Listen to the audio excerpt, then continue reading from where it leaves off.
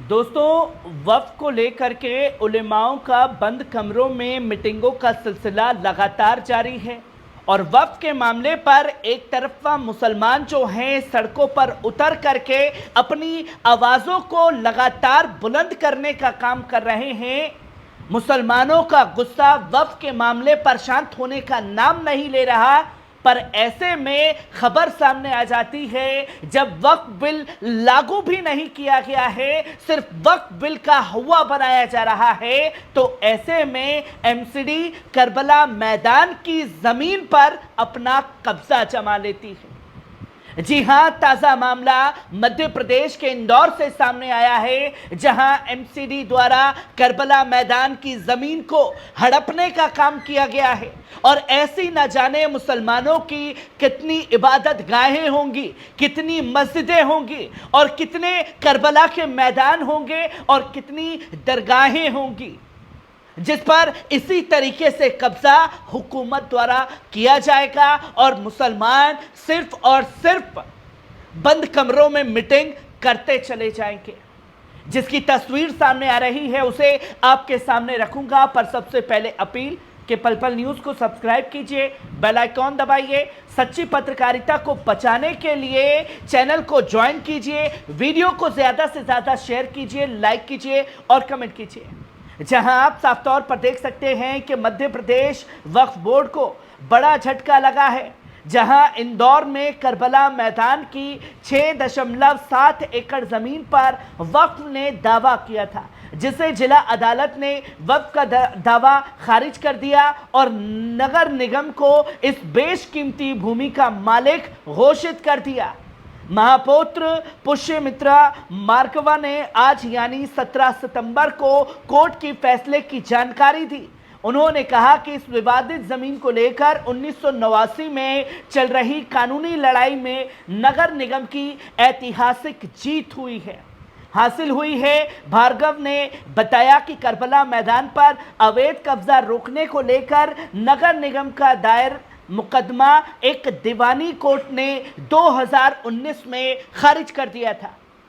सोचिए कि मामला अदालत में गया था और यही मामला कलेक्टर के पास होता। अगर मुसलमानों के पास पैसे होते तो वो अपने नाम उसे कराते, जिसमें भ्रष्टाचार बढ़ेगा। अब कलेक्टर की मनमानी चलेगी, भैया ये तो कोर्ट के जरिए आपकी जमीन पर कब्जा करवा दिया गया। अब कलेक्टर तय करेगा कि साहब वक्फ की जमीन है या नहीं है। अगर कलेक्टर ने कह दिया कि वक्फ की जमीन नहीं है वक्फ बिल आने के बाद, तो किसी भी जमीन पर वक्फ नहीं लिखा जा सकता, जिसके कागज दिखाने की बातें कही जा रही हैं। और जब से वक्फ बिल चला आ रहा है, जब से कोई सरकारी इदारा भी देश में तकसीम नहीं किया गया होगा, पुरानी मस्जिदों के ऊपर इसी तरीके से कब्जा जमा लिया जाएगा।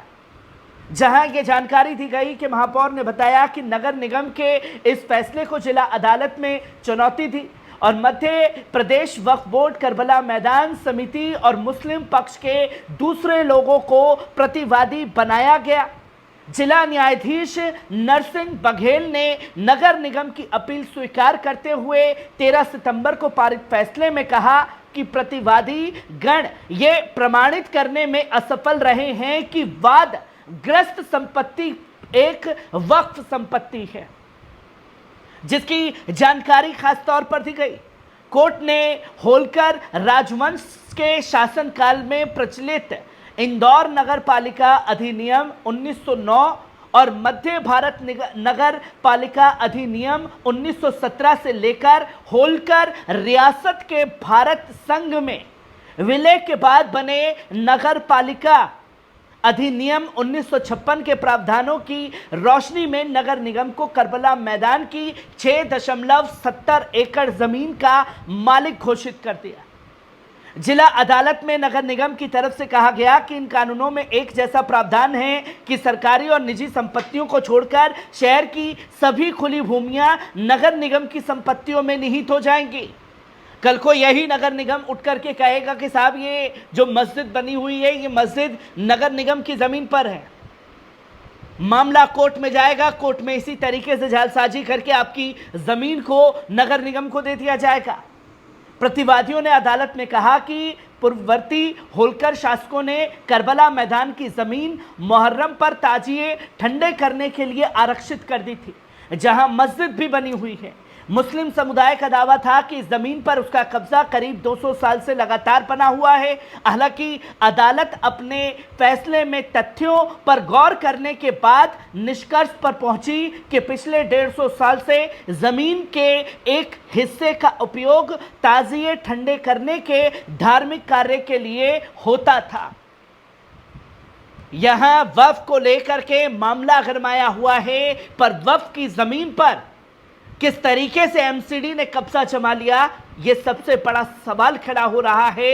और कहां चीजों को उलझाया जाएगा, कहां कैसे किस जमीन को अपने अंडर में लिया जाएगा, यह पूरी प्लानिंग मुसलमानों के खिलाफ तैयार कर ली गई है।